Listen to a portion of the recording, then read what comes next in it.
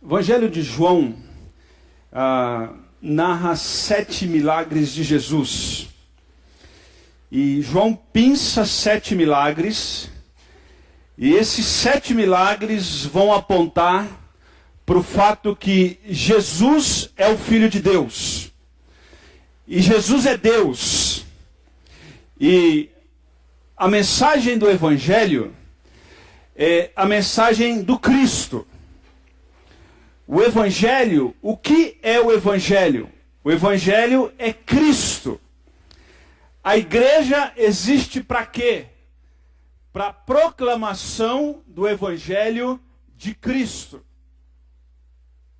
Então nós proclamamos o Cristo, e quando as pessoas são convencidas pelo Espírito Santo de Deus e entregam a sua vida ao Cristo, agora a gente edifica essas vidas para que elas possam, na caminhada cristã, serem semelhantes a Cristo Jesus.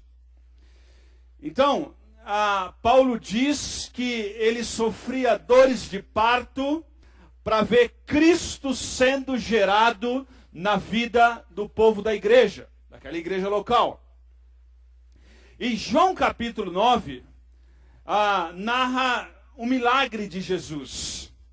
Um milagre de Jesus, onde Jesus está curando um homem cego de nascença. E nós vamos ler os primeiros versículos desse texto. É um texto longo, é um texto de 41 versículos, e nós vamos fazer referência aos versículos conforme for expondo o texto.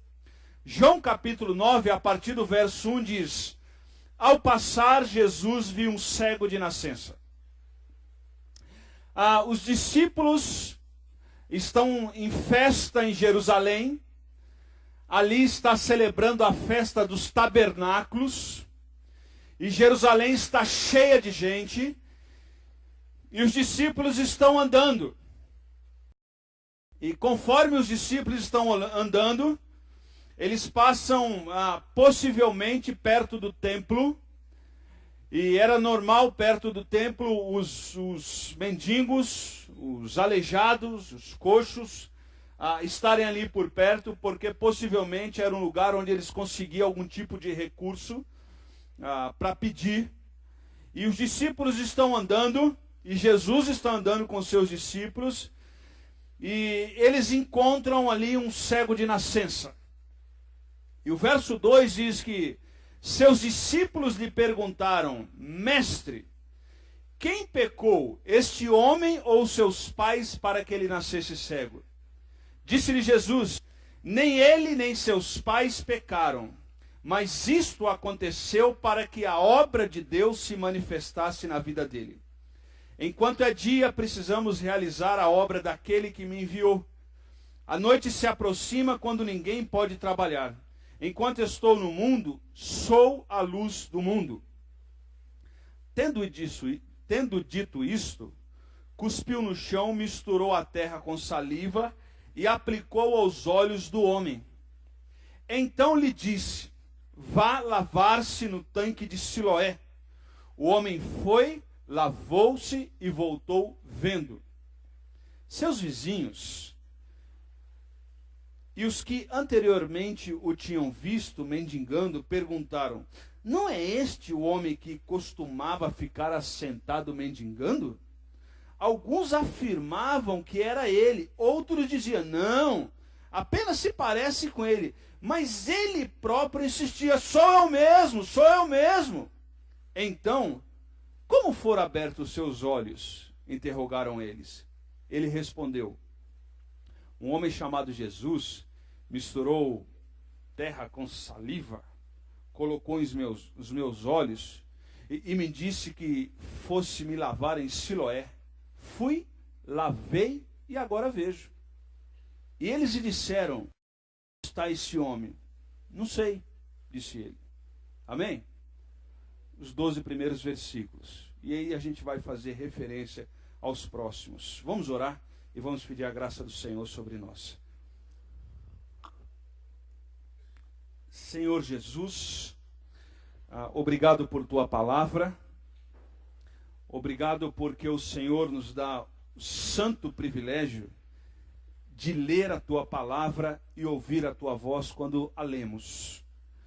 Então nos ajude agora com reverência no nosso coração, com reverência no nosso ser, a entender que continua sendo momentos importantes de culto ao Senhor.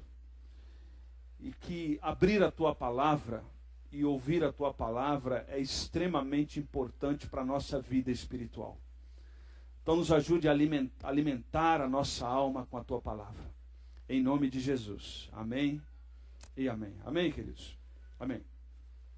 Então o texto diz, e aí eu gostaria que os irmãos acompanhassem a fala com o que está escrito. O texto diz que ao passar Jesus viu um cego de nascença. E os discípulos, eles fazem uma pergunta que tinha a ver com a cultura da época. Ele diz no verso 2, seus discípulos lhe perguntaram, mestre, Rabi, quem pecou, este homem ou seus pais, para que nascesse cego? Essa ideia de maldição hereditária, essa ideia de que o pecado dos pais passa para os filhos, ela não é nova, né? Essa teoria, com todo respeito a você e não a teoria, essa porcaria, ela é pregada há muito tempo. E naquela época, existia entre as pessoas o seguinte pensamento entre os rabi da época, entre os sábios da época, que oprimia aqueles que não tinham resposta. Dizia o seguinte, é possível um pai pecar e o filho pagar pelo pecado do pai ou da mãe? Segunda possibilidade é que essa era um pouco mais absurda, é que existia a possibilidade do filho pecar no ventre. No ventre. E eles criam nessas possibilidades. Eles olhavam, por exemplo, para a lei e dizia que o Senhor visitaria aquela geração com maldição. E isso era ensinado pelos conhecedores da lei. Então os discípulos, na sua grande maioria, que foram influenciados por isso, eles tinham isso. E quando eles viram aquele homem que era, detalhe, cego de nascença, eles fazem essa pergunta. Eles fazem essa pergunta. E esse texto é uma sequência de perguntas absurdas, respostas lógicas e ordens absurdas. E vocês vão entender um pouco. Então, após falar isso, Jesus quebra toda aquela estrutura de pensamento. Porque existia a possibilidade de que se alguém, e isso não é novo, se alguém tem um mal físico, se alguém tem uma limitação física, e isso seria punição dos deuses sobre aquela pessoa. E ela deveria sofrer para, quem sabe, numa próxima possibilidade de vida, ser diferente. Já viu isso em algum lugar? Não, isso é novo, né? Isso é novo. Então, o que acontece por aí é um pacote novo com velhas heresias, para oprimir as pessoas. E aí Jesus dá uma resposta para os seus discípulos, que não estava no script da lei. O verso 3, Jesus disse assim, nem ele, nem os seus pais. Por que Jesus disse nem ele, nem os seus pais pecaram? Porque a corrente de pensamento da época era que ele nasceu cego porque os seus pais pecaram, ou ele mesmo. Ou ele mesmo. E aí Jesus responde, não. Nem ele pecou, nem seus pais pecaram. E aí ele diz, mas isto aconteceu para que a obra de Deus se manifestasse nele. E daqui a alguns versículos, a obra de Deus vai se manifestar na vida dele. Então, de alguma maneira, Jesus está dizendo assim, olha, nada foge do controle soberano de Deus, inclusive os nascimentos com algum tipo de imperfeição, inclusive algumas limitações. Não há limitações que exista que Deus não pode transformar aquilo em bênção. Não há tragédia que Deus não possa transformar aquilo em bênção. Mas detalhe, Deus não transforma as tragédias em bênção para que a gente possa contar vantagem. E de vez em quando a gente dá um nome espiritual, testemunho.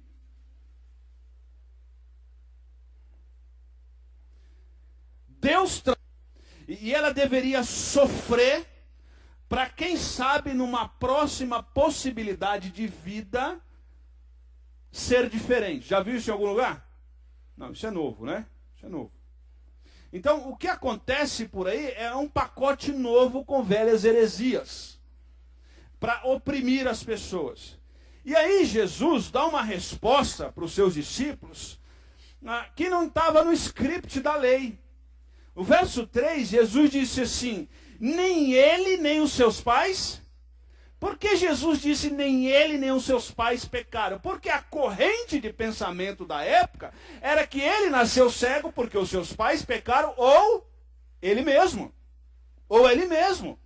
E aí Jesus responde, não. Nem ele pecou, nem seus pais pecaram. E aí ele diz, mas isto aconteceu para que a obra de Deus se manifestasse nele. E daqui a alguns versículos, a obra de Deus vai se manifestar na vida dele. Então, de alguma maneira, Jesus está dizendo assim, olha, nada foge do controle soberano de Deus, inclusive os nascimentos com algum tipo de imperfeição. Nem ele, nem os seus pais pecaram para que isso acontecesse, mas isso aconteceu para que Deus manifestasse na vida dele as obras. E aí ele usa isso como uma espécie de aviso quanto à crucificação e à urgência da obra. Verso 4, ele diz assim, enquanto é dia, precisamos realizar a obra daquele que me enviou.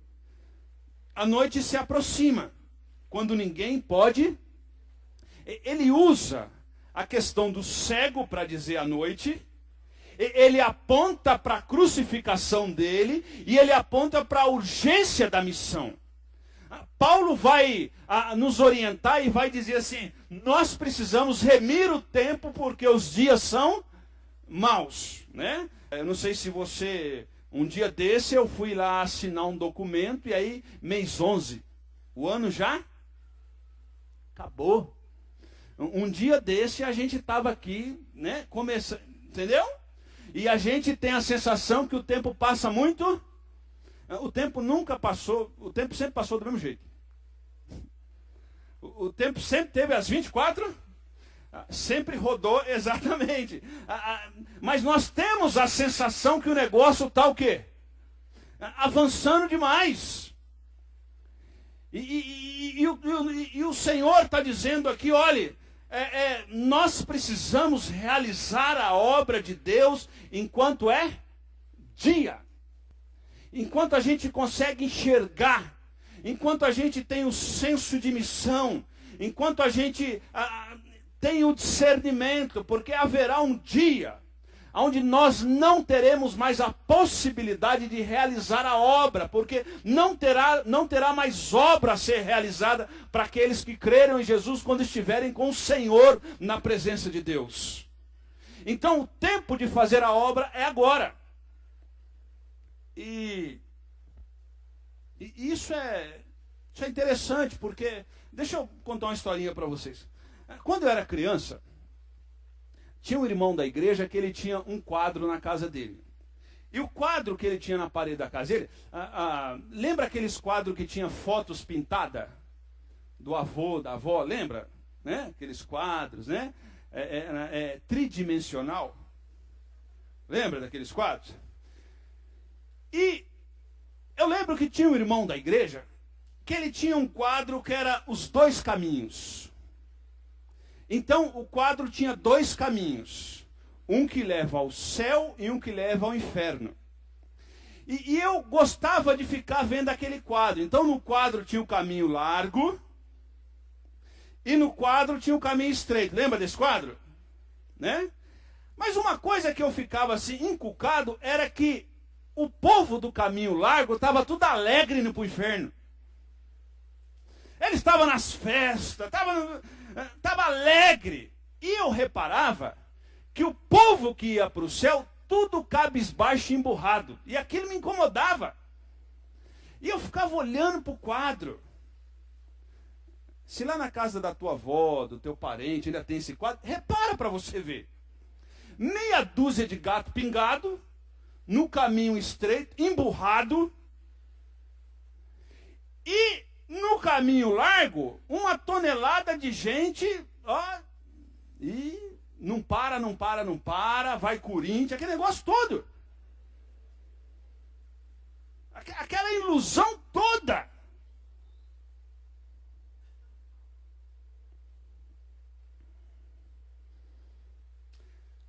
A obra de Deus,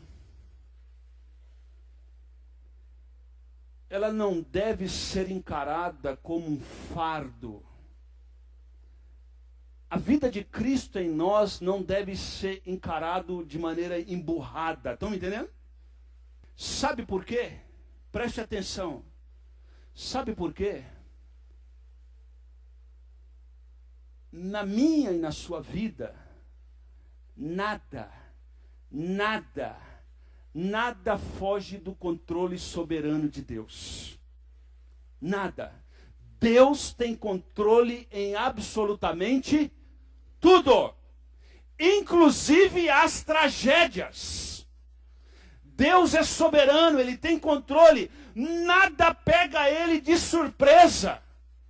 Nada pega Ele. Então eu posso entrar de cabeça nisso, eu posso me comprometer nisso, e eu posso entender que a proclamação do Evangelho é enquanto é dia. Enquanto temos discernimento, enquanto podemos, o tempo é hoje. Mas é engraçado que a gente vê muita gente que se diz crente, extremamente desanimada nas coisas do reino e extremamente animada nas coisas de Satanás. Quem tem ouvidos para ouvir? Então, aquele quadro, ele se reproduz. Ele se reproduz porque nós ainda não entendemos o quão gratificante é entender que somos filhos de Deus. Nós não somos o que nós achamos que somos. Nós não somos o que os outros acham que nós somos. Nós somos o que Jesus, o que Deus em Jesus disse que nós somos. Quem nós somos? Amados e comprados pelo precioso sangue de Cristo Jesus. Amém? Amém? Eu vou repetir de novo. Você não é o que você acha que você é. E tá uma confusão desse negócio de achar quem é, não é verdade? Tá uma confusão na nossa sociedade, não é? Um dia desse aí saiu uma pesquisa de que o Pablo Vittar foi eleita a mulher mais bonita do Brasil. E a Tami, o homem mais bonito. Nada contra a opção. Mas eu acho que não é por aí. Então o negócio está meio doido. E aí, por exemplo, eu conheci um camarada que escreveu 16 livros. Eu não tive capacidade de escrever meio livro. Ele escreveu 16. O que você sente, pastor? Inveja.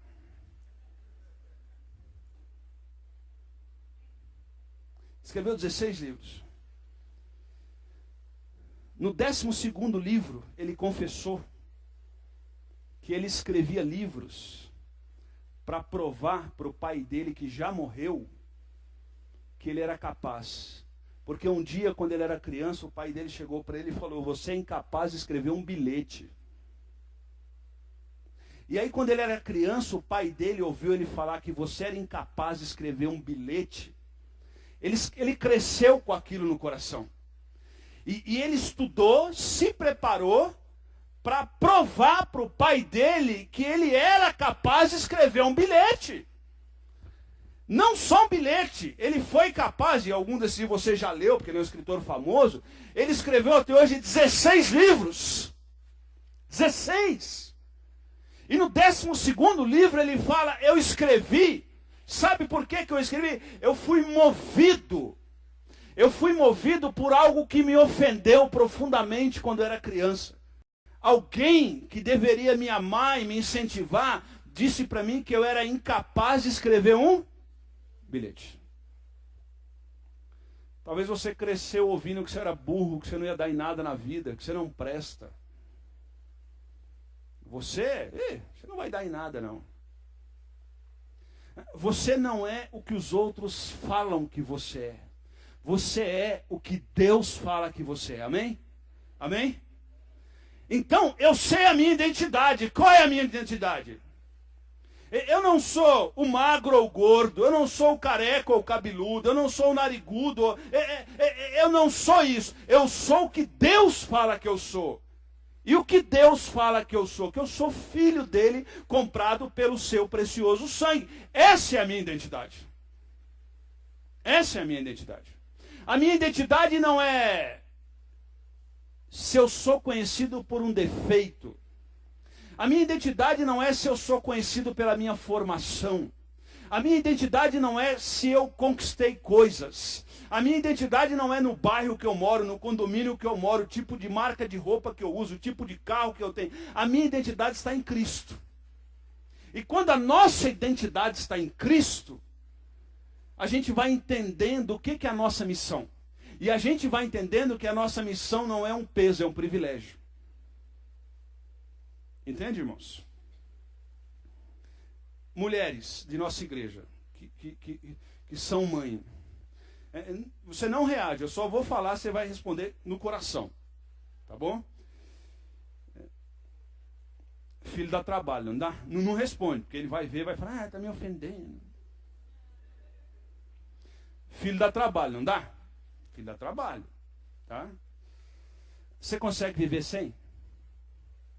Você entendeu? Agora você balança a cabeça. Você consegue viver sem? Se sua mãe não balançou, cara, sua moral tá ruim.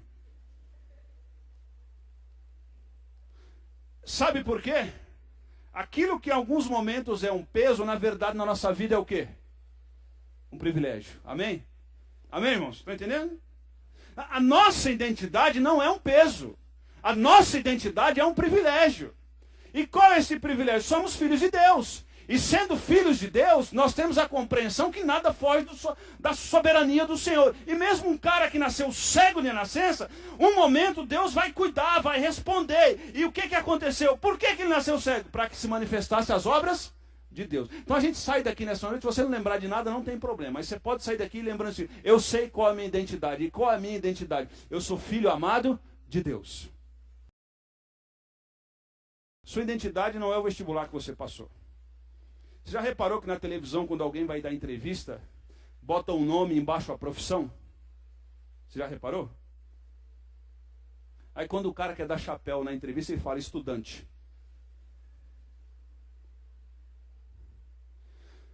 Por quê?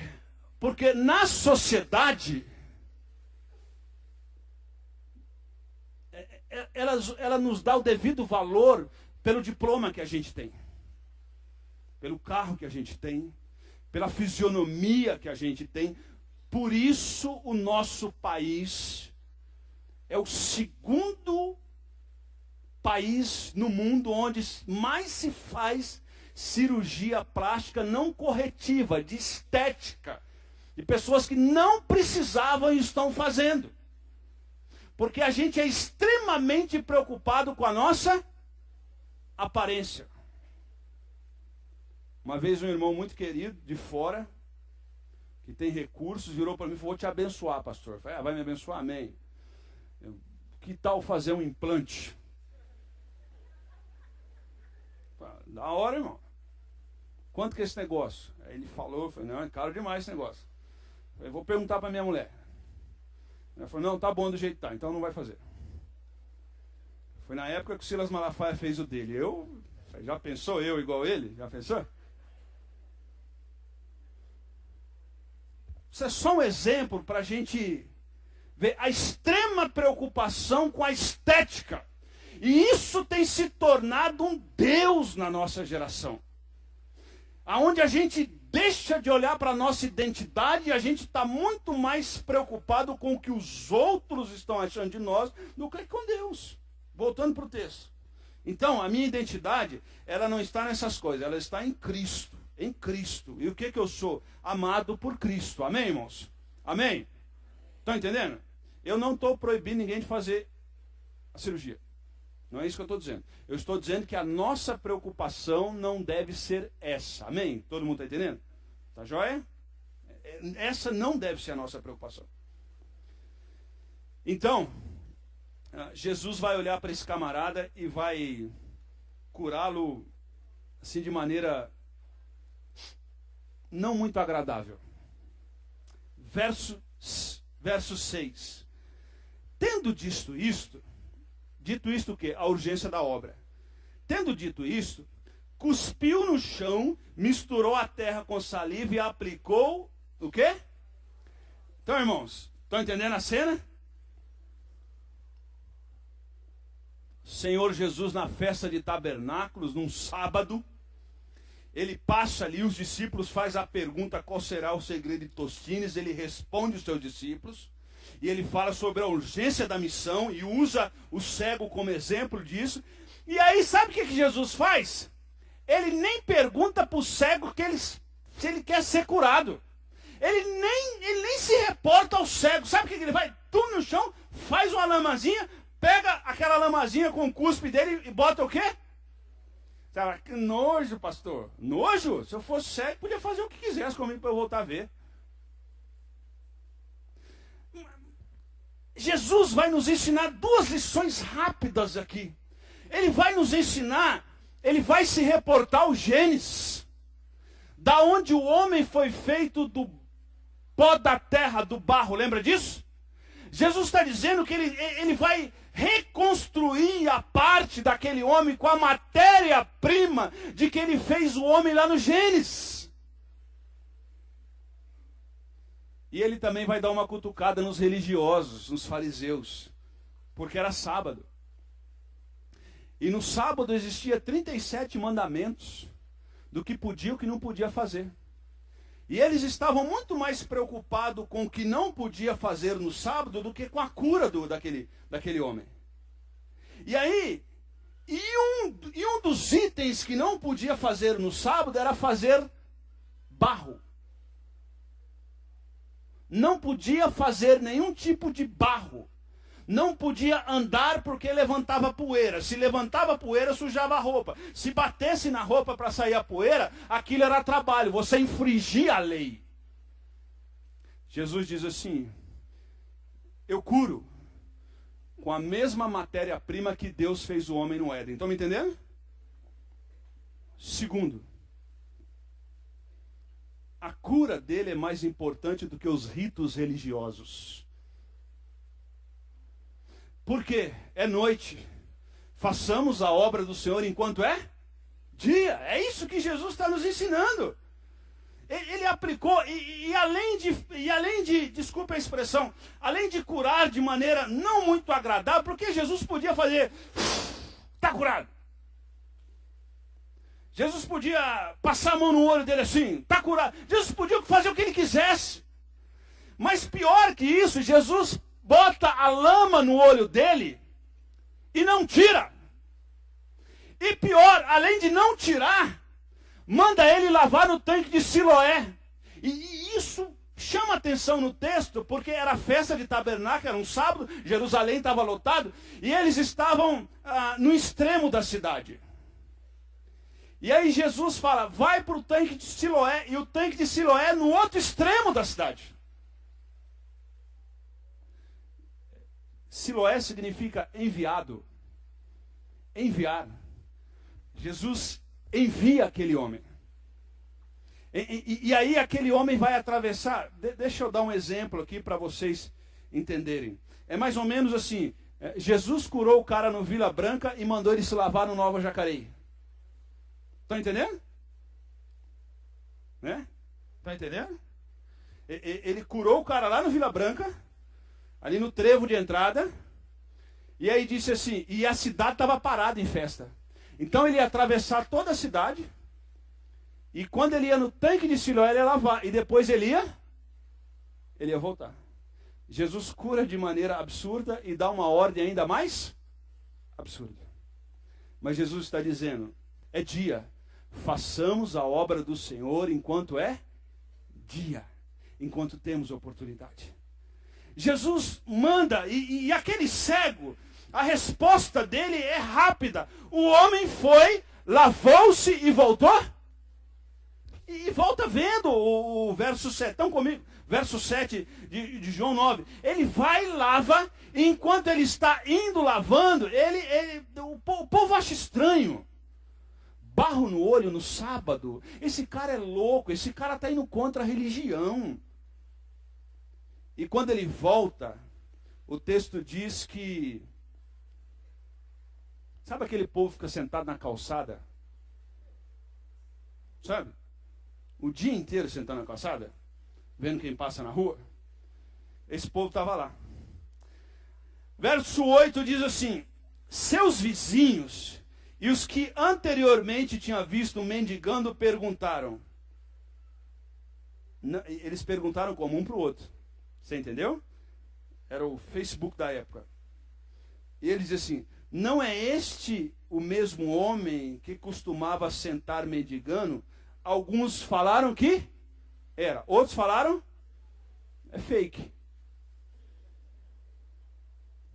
Não é o cara. E aí eles começaram a ter aquelas conversas de rua assim, extremamente edificante. É, não é? É, não é? Eu vi, eu não vi, eu não vi, eu não vi.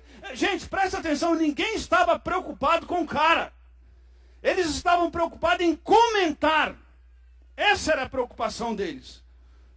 E aí ele próprio insistia, gente. Sabe aqui? E essa expressão insistir aqui, grega, é mais ou menos como aquela criança que fica pegando assim, interrompendo e querendo falar, já viu? E ele insiste e fala, e o que ele fala? Sou eu mesmo. Sou eu mesmo. E ele diz no verso 10, então, e eles disseram no verso 10, então, como é que seus olhos foram? Sabe por quê? Porque na literatura judaica, no Antigo Testamento, nos Evangelhos e nos Apócrifos, nunca, preste atenção, não existe nenhum registro de um homem cego de nascença ter sido curado. Foi o primeiro.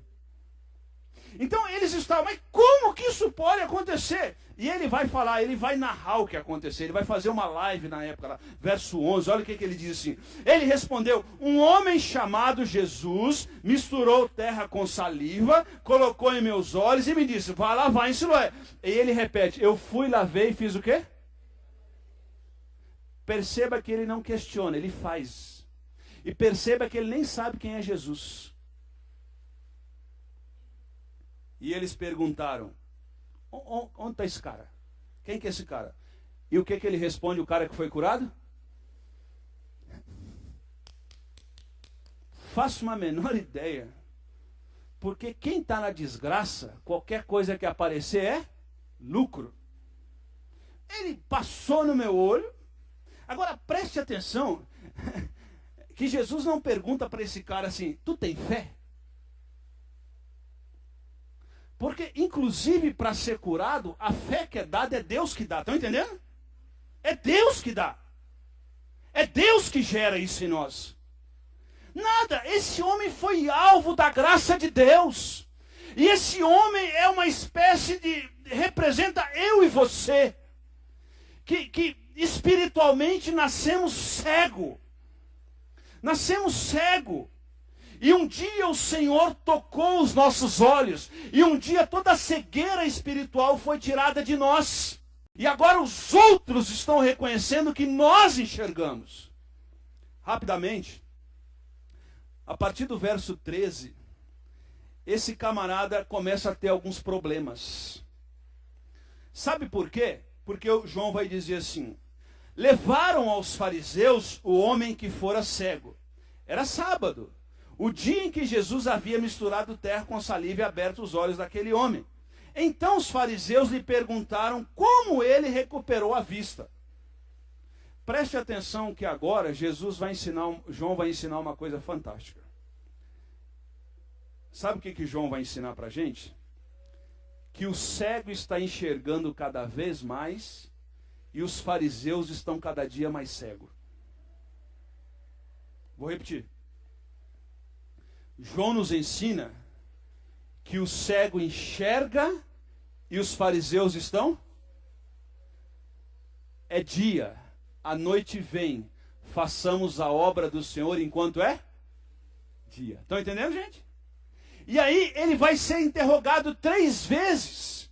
Porque os fariseus, os religiosos, os teólogos, os sábios, os donos da letra, eles não entendem como que pode um cara curar o cara da maneira que curou. Eles não entendem.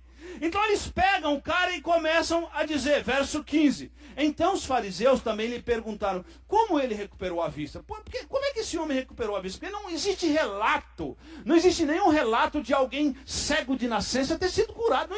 Nos nossos escritos não tem isso. Bota aí no Google aí, alguém, não tem. Não tem. Isso é um absurdo. Por que é um absurdo? Porque Jesus curou alguém sem a nossa autorização.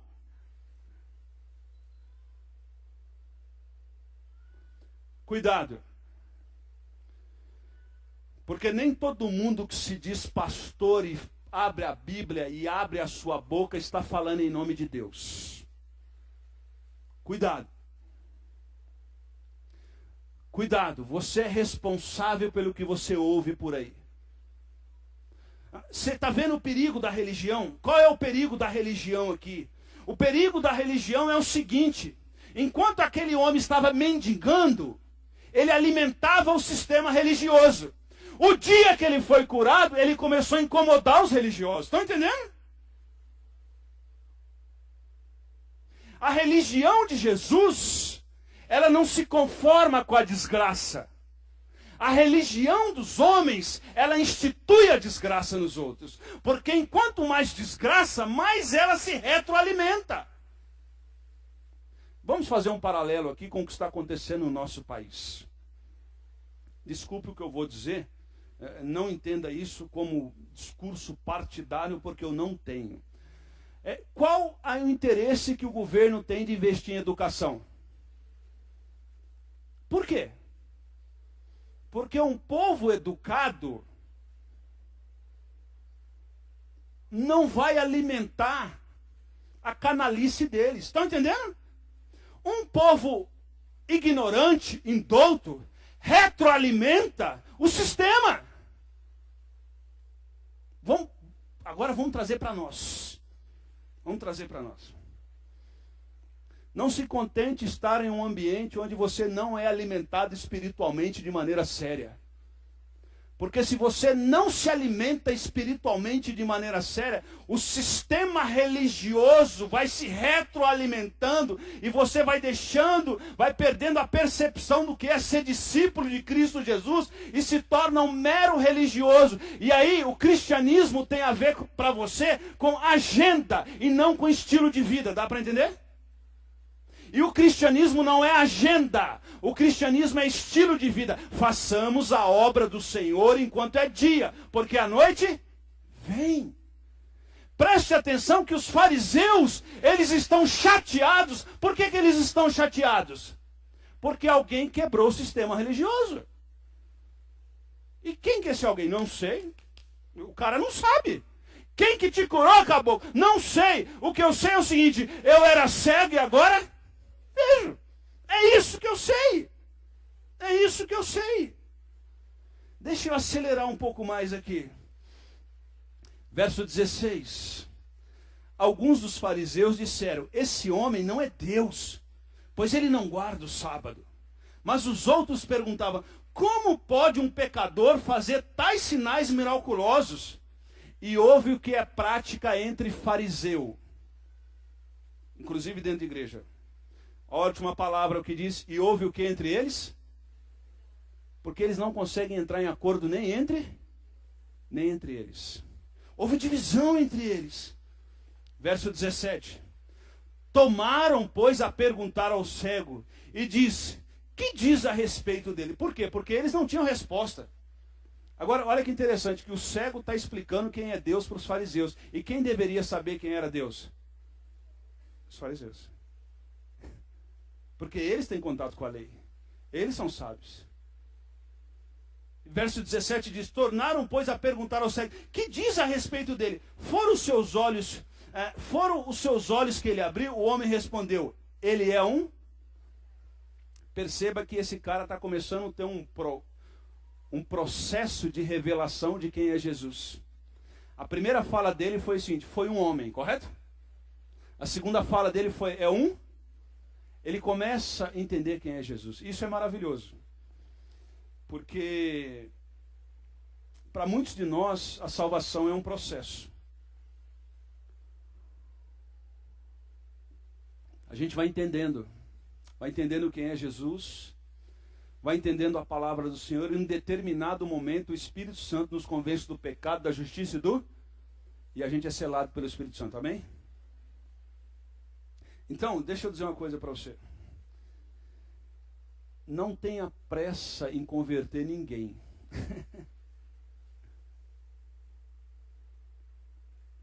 Não tenha pressa em converter ninguém. Tenha pressa em ser semelhante a Jesus Cristo. Porque quando você é semelhante a Jesus Cristo, a tua vida vai proclamar o Evangelho também. Amém? Porque você tem que aceitar Jesus, você tem que aceitar. O cara vai olhar para você e falar: tem que nada. Porque não é a gente que convence, irmãos. Bota isso na sua... Não é a gente que convence. A nossa oração deve ser: nós somos sinais. Nós apontamos para a cruz, nós apontamos para o reino de Deus. O John Piper, em um dos seus textos, ele diz assim: imagine se você estivesse num julgamento e a pauta daquele julgamento, a peça daquele julgamento fosse: você seria condenado porque você serve a Jesus Cristo. E John Piper diz assim: será que existiria indícios suficientes para a sua condenação? Ou o juiz ia olhar para os indícios de que você é filho de Deus e ia falar assim: não, as provas não são suficientes. Isso me fez pensar na minha vida, quando eu li esse texto. Será que se eu fosse condenado por amor a Cristo Jesus, existiria na minha vida evidências suficientes de que eu amo Jesus? É dia. Façamos a obra de Deus enquanto é, porque a noite vem. A noite vem. E talvez nessa noite seja um dia que você vai falar assim para Jesus: Jesus, tem misericórdia de mim. Me sela com teu Espírito Santo. Quero crer no Senhor como meu Salvador. E sabe o que acontece com esse camarada aqui? Eu vou tentar acelerar um pouco mais. Eles começam a ficar com raiva dele, os fariseus. E aí os fariseus chamam os pais deles. E aí quando chamam os pais dele, no verso 20, diz: respondeu os pais: sabemos que ele é nosso filho e que nasceu cego, mas não sabemos como ele pode ver agora, quem lhe abriu os olhos. Pergunte a ele. Ele tem idade suficiente e falará por si só. Os pais estão dizendo assim: ele já tem mais de 33 anos. Na cultura judaica, você só era homem quando você tivesse acima de 33 anos. Antes de 33 anos, sequer a sua palavra servia de depoimento na justiça. 30. 30 anos. Por isso que Jesus começa o seu ministério com 30 anos. Porque antes dos 30 anos ele não tinha credibilidade como homem para proclamar. E eles falam: fale com ele, porque ele tem 39 ou 45 anos. Fale com ele, ele já sabe.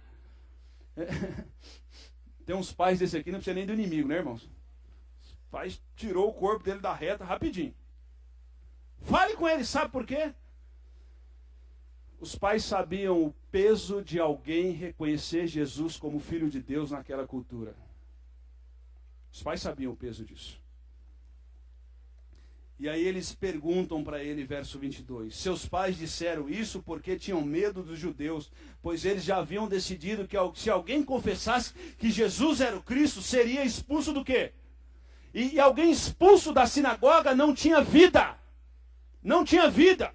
Não podia comprar, não podia vender, não podia andar, não podia ser tratado, não tinha nada. Não tinha nada, era expulso da vida. Foi por isso que seus pais disseram. Então eles perguntam o homem, verso 24. Pela segunda vez chamaram um homem que era cego e disseram, para a glória de Deus, diga a verdade. Aqui eles já apelam. Para a glória de Deus, diga a verdade. Sabemos que esse homem é pecador. E ele respondeu, olha o que ele responde. Segunda vez. Não sei se ele é pecador ou não, mas uma coisa sei. O que eu sei? Ele já está começando a ficar irritado. Presta atenção, vocês que são sábios, os fariseus. Eu não sei se ele é pecador, eu só sei de uma coisa. Eu era cego e agora vejo. Está entendendo? Sei. Eu era cego e agora vejo. E aí, verso 26, como que ele fez disso? E ele respondeu, verso 27, e ele respondeu, eu já lhe disse a vocês que me deram ouvidos, porque querem ouvir outra vez. Lembra um personagem que disse, não me irrite? É isso aqui. Acaso também, olha que cego abusado. Olha o que ele fala. Acaso vocês também querem? Ele não podia responder desse jeito, não podia ser abusado. Por acaso vocês querem ser discípulo dele também? O cara estava irritado. Então, verso 28. Então o insultaram e disseram, discípulo dele é você. Nós somos discípulos de quem? O nosso pai é Moisés. Nosso pai é a lei. Sabemos que Deus falou a Moisés, mas quando esse, nem sabemos de onde.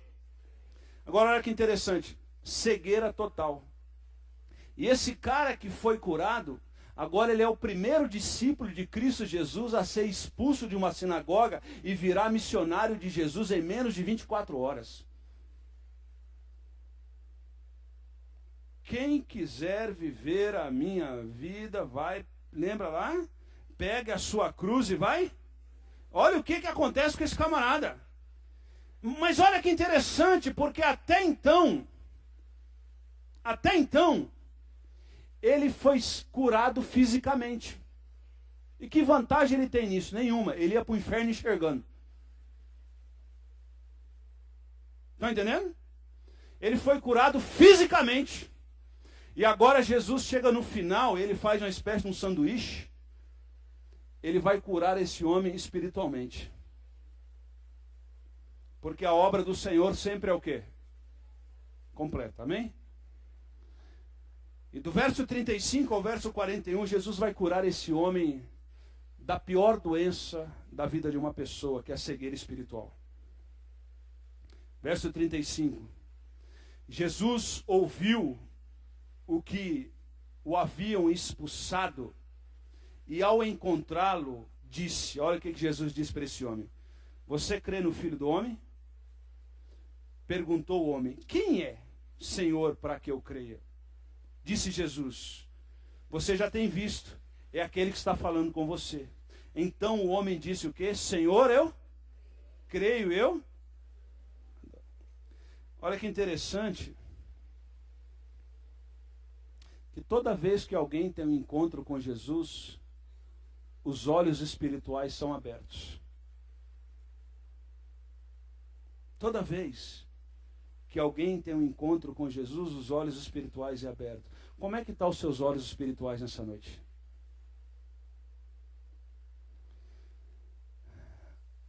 Do meio dos bancos aqui, ó, das cadeiras para o final, eu sei quem é quem, mas eu não enxergo muito bem.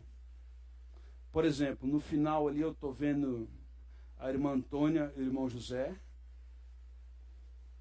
O irmão Zé está no lugar errado, normalmente ele senta ali.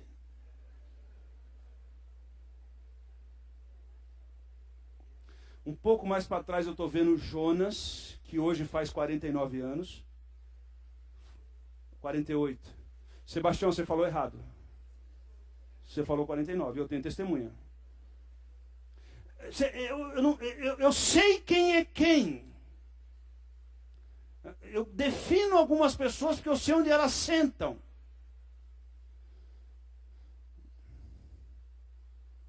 Mas quando eu comecei a pregar e era do outro lado, eu enxergava todo mundo. Todo mundo. Muito bem. De vez em quando, o nosso foco, a nossa vista está ruim, a gente não consegue enxergar quem é Deus e a gente coloca os problemas maiores do que Deus. Estão me entendendo? Maiores do que Deus. E aqui no texto, esse cara encontra com Jesus. E quando ele encontra com Jesus, sabe qual é a reação que ele tem? Não é a cantora gospel que fez um clipe telefonando para Deus e desligando o telefone na cara de Deus. É uma famosinha aí que a galera ouve aí. É desses aí que estão no negócio para Deus. Não é esse tipo de coisa. Esse camarada, quando ele encontra com Deus, ele se prostra. E a expressão é que ele prostra. E ele faz o que com Jesus? Mas lembre-se, que quando esse camarada prostrou e adorou-se, ele já tinha sido expulso da sinagoga. Ele já não tinha mais vida. Quem quiser seguir-me, tome a sua cruz e tem que morrer para si mesmo. Qual é o nosso primeiro chamado como discípulo de Jesus Cristo? Morrer para nós mesmos. Morrer para nós mesmos. Não tem como seguir a Jesus cheio de nós mesmos. Verso 39. Disse Jesus: eu vim a este mundo para julgamento. E aqui Jesus resume todo o capítulo. Verso 39. Eu vim a este mundo a fim de que os cegos vejam e os que veem se tornem. Jesus está falando de quem? Jesus está falando de quem?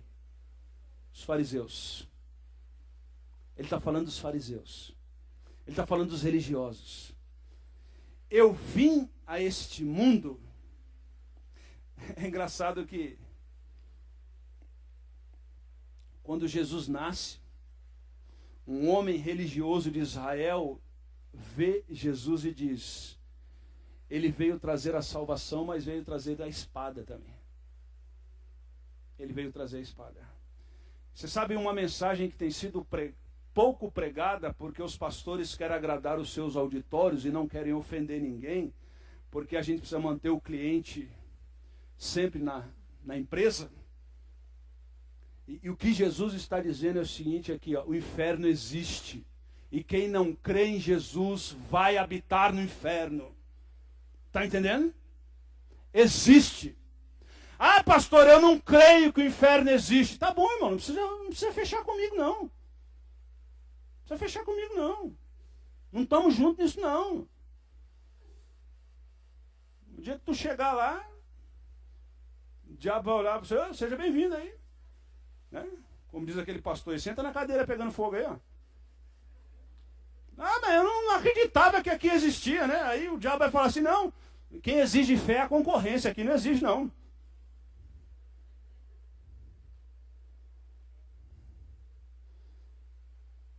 Há dois caminhos, um largo e um estreito.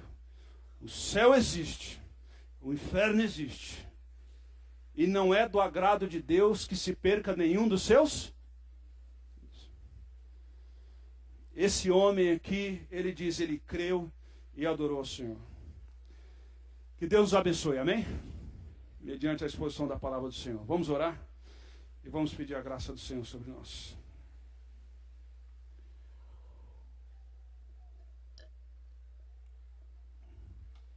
Gostaria de fazer um convite nessa noite, enquanto todos estão orando.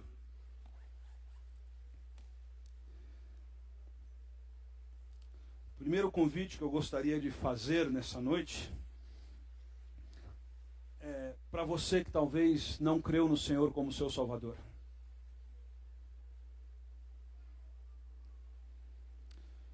A palavra de Deus diz que o Senhor foi preparar lugar para nós.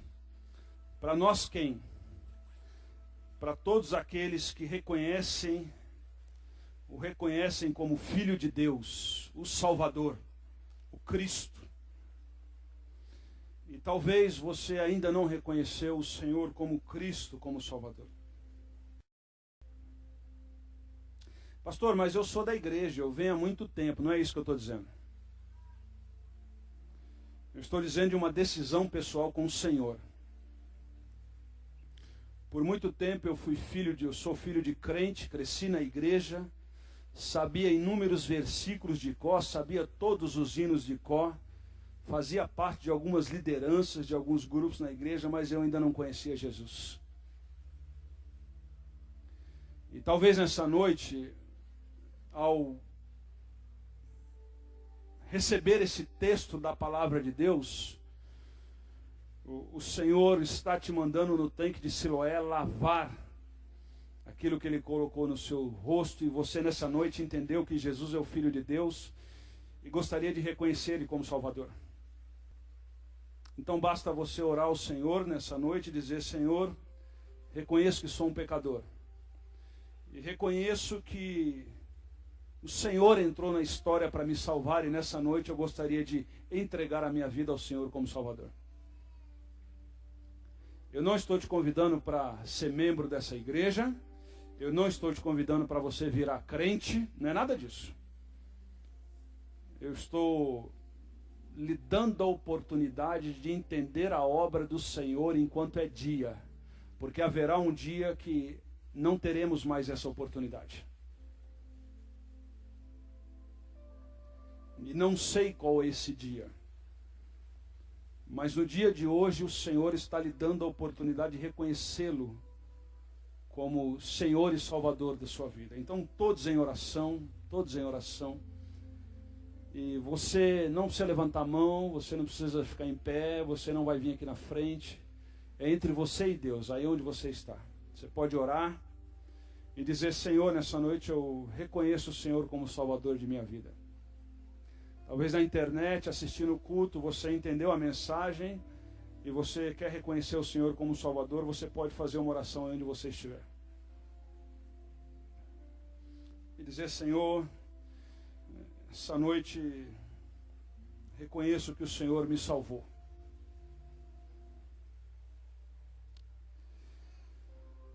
Mas há aquele grupo também que já enxerga espiritualmente. Mas diante de tanta demanda, afazeres e prioridades erradas, nós estamos deixando de fazer a obra enquanto é dia. Algumas vezes estamos terceirizando, outras vezes estamos fingindo que não é com a gente. Quais são as coisas que Deus tem colocado à sua mão para você fazer? Então você pode dizer: Senhor, fortaleça os meus braços. Me dê discernimento, para que eu não faça parte desse grupo que está cada dia mais cego e deveria ver. Talvez você tenha contato com as Escrituras, talvez você cresceu na igreja, talvez você já confessou o Senhor como Salvador, e talvez você está vivendo como os fariseus, deixando de fazer a obra enquanto é dia, se apegando em coisas que não são relevantes, comentando coisas que não são relevantes, colocando os seus recursos, a sua vida, uma vida só, dedicando em coisas que não tem nada a ver com a eternidade. E talvez nessa noite o Senhor diga assim: vamos realinhar as prioridades, vamos realinhar a missão de vida. Volta para cá. Talvez você está desanimado. E talvez nessa noite o Senhor está te colocando em sintonia. E a gente precisa reconhecer que algumas vezes a gente tem deixado de fazer a obra do Senhor enquanto é dia. Então talvez em oração a gente possa dizer assim: Senhor, me mostra, direcione a minha vida, me dê aquilo que será pregado domingo que vem, uma santa instabilidade. E de vez em quando Deus permite algumas coisas para que a gente caminhe um pouco mais de joelho, quebrantado e com humildade, porque é aí que a glória dele é manifesta através de nós. Vamos orar, vamos pedir a graça do Senhor. E talvez nessa noite, aí onde você está, você precisa se reconciliar com o Senhor. Você precisa pedir perdão. Você precisa clamar para o Senhor por novas oportunidades, por misericórdia, por graça. Então faça isso nesse momento. Faça isso em oração, nesse momento diante de Deus.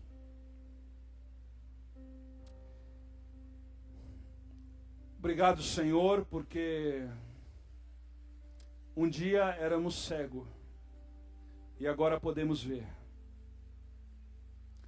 Obrigado porque o Senhor veio ao nosso encontro. E obrigado porque algumas vezes nós ouvimos a palavra do Senhor e não nos atinamos que o Senhor era o Filho de Deus.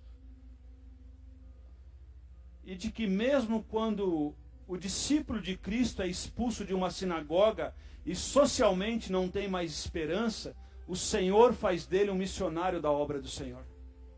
Assim como foi com aquele homem. Que nós não sabemos o nome, não sabemos a posição social, mas nós sabemos que foi alguém que amou a Jesus, que reconheceu Jesus como Filho de Deus e adorou. E como consequência disso, ele foi expulso de Jerusalém, mas continuou sendo fiel ao Senhor. Então nos ajude a não ter vergonha de falar quem somos, a não ter vergonha de proclamar quem é o Senhor, a não ter embaraço e nenhum tipo de vergonha de continuar investindo a nossa vida em fazer a obra do Senhor enquanto é dia. Obrigado porque o Senhor nos alcançou. Obrigado porque a graça do Senhor nos alcançou. E nessa noite nós, em oração, nós demonstramos gratidão ao Senhor. Obrigado, ó Pai, porque um dia nós éramos cegos e o Senhor foi ao nosso encontro. Louvado seja o teu nome. Em nome de Jesus. Em nome de Jesus. Amém.